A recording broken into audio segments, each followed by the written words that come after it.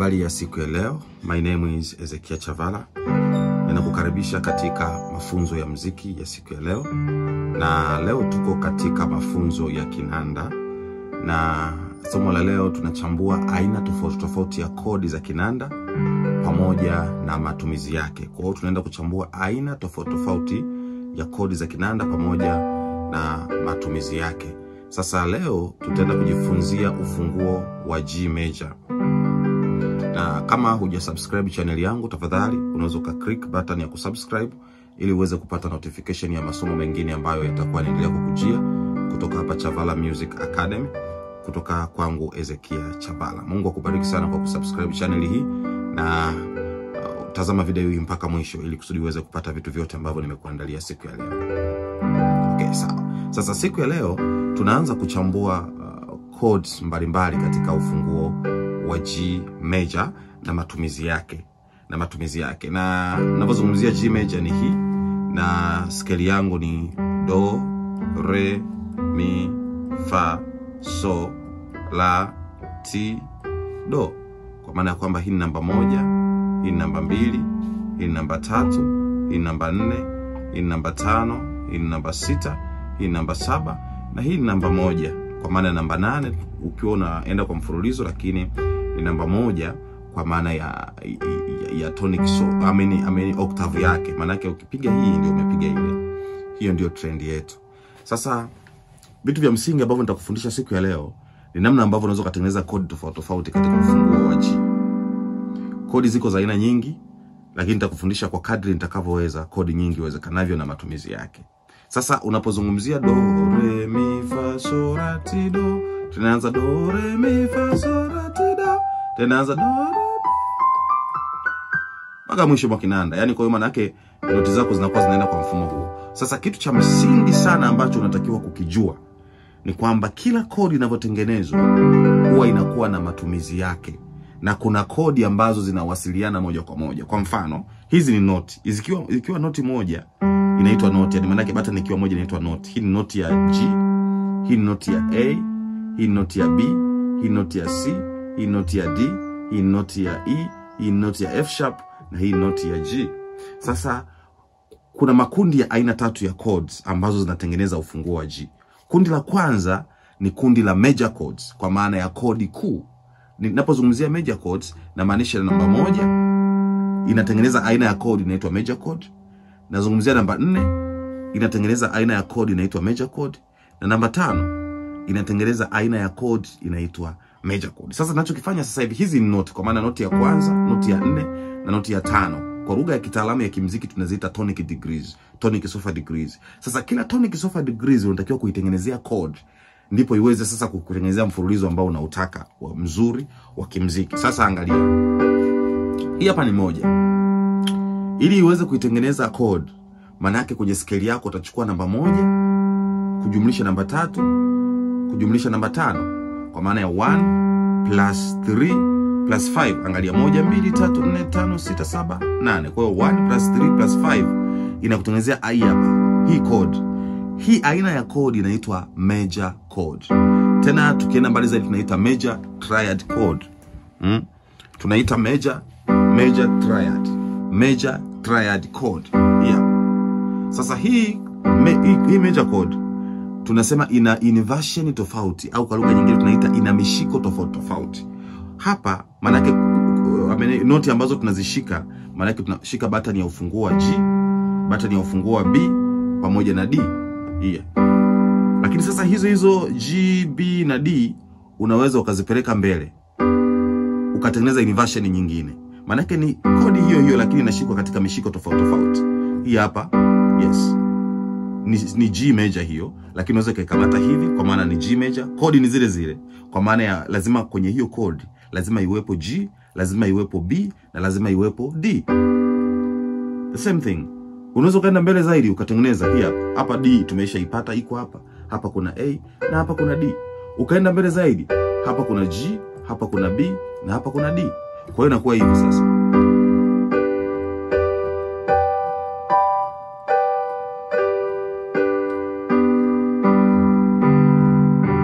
Unaweza kupiga kinanda chote hiki kwa inversion ya G major. yote ni do. Kwa hiyo do.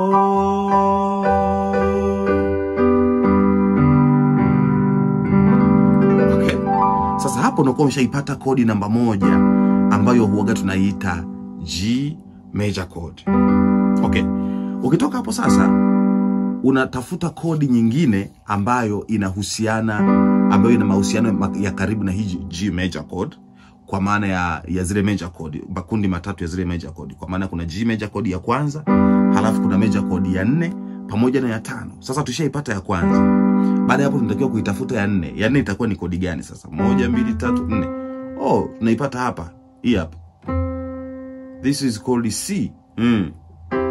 C. Kwa hiyo kama ni C, maana yake unatengeneza C major chord. Unaenda kwenye scale ya C ambayo ni 1 2 3 4 5 6 7 8. Kwa hiyo 1 2 3 4 5 unaunda tena C major chord pale. Kwa hiyo hii inakuwa ni C sasa, ambayo inachukua noti ya kwanza ambayo ni C yenyewe, noti ya 3 ambayo ni E, pamoja na noti ya 5 ambayo ni G. Kwa hiyo inakuwa hivi sasa. Na yenyewe hii sasa una uwezo wa kuitengenezea, tunasema zile tunaita chords inversion. Kwa hiyo maana yake hii inversion ya kwanza unaweza ukakamata tena kodi kama hizi kwenda juu, maana yake itakuwa vile sasa. Tayari hapa kuna E, kuna C, kuna E na kuna A. Kwa hiyo hapo unachukua tena E alafu A pamoja na C. Inversion ya juu yake inakuwa hivi. Tena unaweza ukatengeneza inversion nyingine ambayo inaanza na G, ikaja C, ikaja C, ikaja hiyo ni E. Kwa hiyo inakuwa hivi. Kwa hiyo inakuwa hivi. Umeona? Inakuja hivi. Inakuja vile. Sasa hii inakuwa ni namba 4 yako. Kwa hiyo namba 1 unapiga G. Namba 2 ni hii C. C. Kwa namba 1 kushoto na kulia. Hapa nimejaribu kupiga tone zile kushoto na kulia. Mkono wangu kushoto na kamata kodi hiyo na mkono wa kulia napiga kodi hiyo. Kwa namba 1. Then namba 4 inakuwa ni F major. C major. Yes. Kwa namba 1. Alafu nakuja namba 4 ambayo inakuwa ni C. Sawa inakuwa ni C major. Haya. Sasa tumeshapata major chord namba 4. Major chord namba 1 tayari tushaifanyia kazi, ambayo ni G major. Major chord namba 4 ambayo ni hii tumeshaifanyia kazi. Tunatafuta major chord ya 5, namba 5 kwenye scale yetu ya G. Haya, scale ya G ni hii. 1 2 3 4 5 6 7 8. Namba 5 ni hii. Namba 5 ni kodi gani? Ni ufunguo wa D. Kwa hiyo unaunda major chord kwenye ufunguo wa D. Sasa unaangalia D, maana yake scale yake ni 1 2 3 4 5 6 7 8. Kwa hiyo unachukua namba 1, namba 3 pamoja na namba 5, inakuwa vile. Sasa hii inakuwa ni namba 5 kwenye ufunguo wa G. You see that? Okay? This is number 5 katika ufunguo wa nini? Wa G. Kwa sasa hii hapa unaweza kaipiga vile na unaweza kaitengenezea inversion tofauti ambazo ni hii, ambayo ni hii, ambayo ni hii, ambayo ni hii, ni hii, ni hii, ni hii, ni hii, ni hii.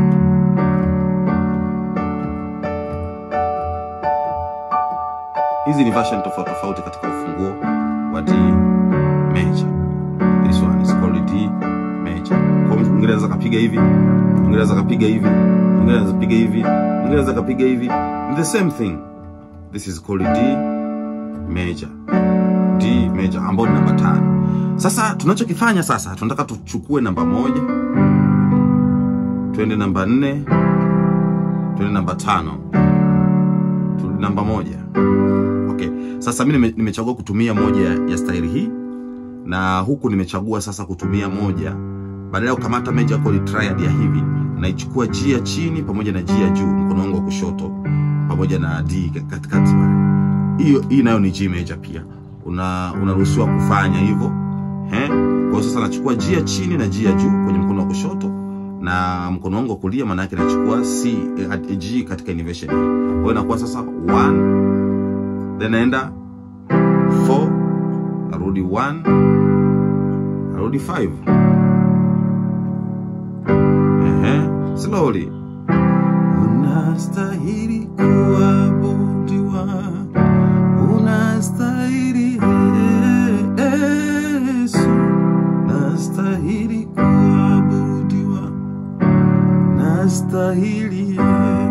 hapa ni beginner ambaye tayari ulikuwa hujui chochote, sasa umeziunganisha hizi chord, unaweza kufanya hivi.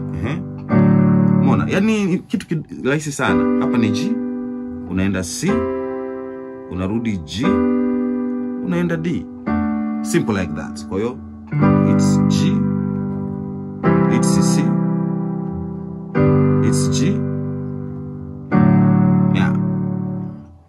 Simple, simple, simple, simple, simple. Okay. Sasa tumeisha angalia namna ambavyo unaweza kutengeneza inversion tofauti za hii major chord. Sasa hapo tulikuwa tunajifunza major chord zote ambazo zinapatikana kwenye ufunguo wa G major.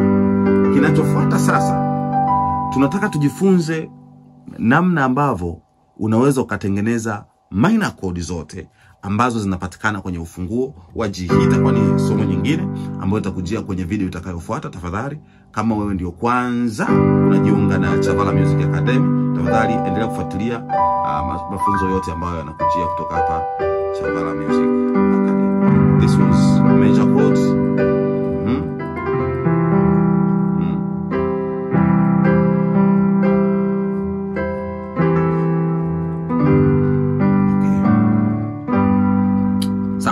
From there sasa tuna chord inaitwa minor chord. Sasa minor chord ni chord ambayo inaundwa kwa kuchukua noti ya kwanza, noti ya tatu unayo flat pamoja na noti ya tano. Noti ya kwanza 3 5, noti ya tatu una flat, inakuwa vile. Inakuwa hivi.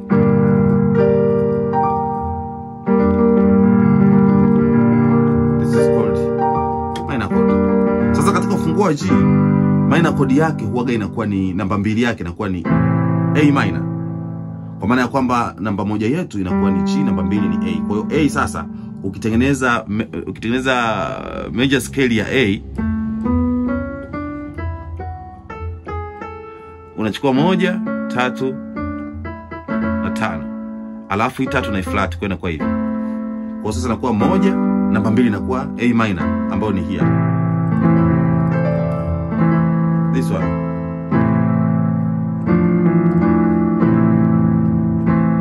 Kwa sasa namba 1 yako inakuwa hii, namba 2 ni A minor ambayo ni hii, ambayo ni hii, ambayo ni hii, ambayo ni hii, ambayo ni hii, ambayo ni hii, ambayo ni hii. Inaitwa A minor. Kwa hii ni namba 2 yako sasa kwenye G. Kwa namba 1, then number 2. Yes. So number 1, number 2, then number 1, then number 5. Number 1, number 2,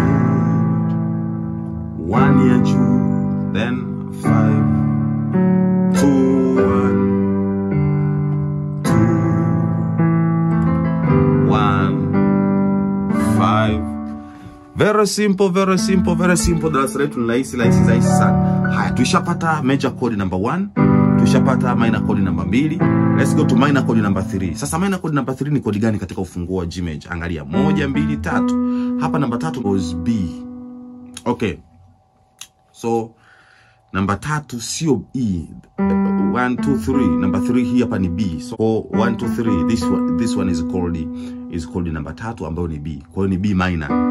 Kwa hiyo kwenye ufunguo wa G namba 1 ni G major, namba 2 ni A minor, namba 3 ni hii B minor. Hii B minor inversion zake ni hii hapa. Unaweza kukamata hivi this way. Unaweza kukamata hivi.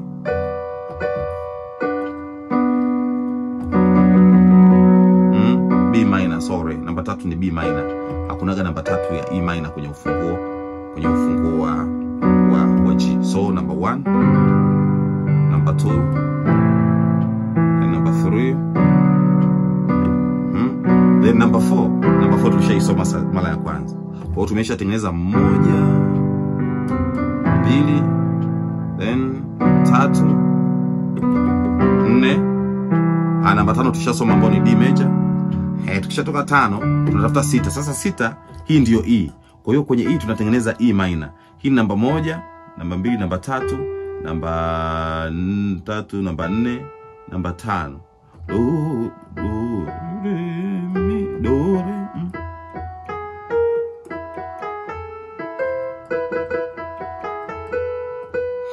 Go 1 2 3 4 and 5. Kwa hiyo 3 unai flat, kwa hiyo inakuwa hivi. This is called E minor chord ambayo ni namba 6. Kwa 1, then 2, then 3, then 4, then 5, then number 6. Haya 6. Haya namba 7 sasa ni F sharp. Sasa F sharp penyewe unatengeneza scale ambayo ni do re mi fa sol la ti do. Hii ni F sharp. Kwa unachukua note ya kwanza, ya 3 na ya 5. Unachokifanya, hii ni major chord. Sasa unachokifanya ili kutengeneza diminished chord, kwa sababu namba 7 always inakuwa ni diminished chord. Unachokifanya, note ya 3 unai flat na note ya 5 unai flat. Kwa hiyo inakuwa hivi. This way.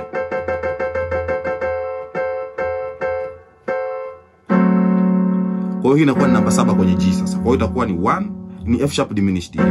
Kwa hiyo inakuwa 1, then inakuwa 2, then inakuwa 3, then inakuwa 4, then inakuwa 5, then inakuwa 6, then inakuwa 7, then inakuwa 1 au 8. Kwa hiyo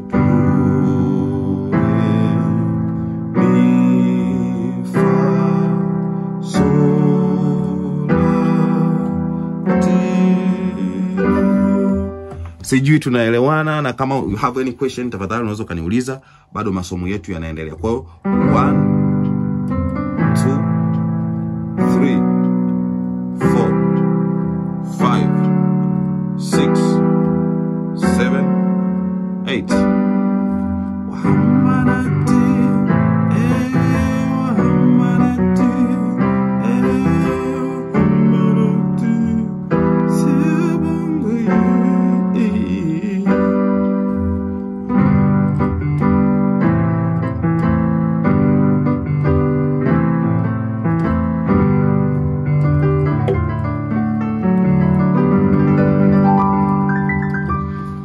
That was all about do re mi fa sol la ti do katika mfumo wa kodi katika ufunguo wa G major.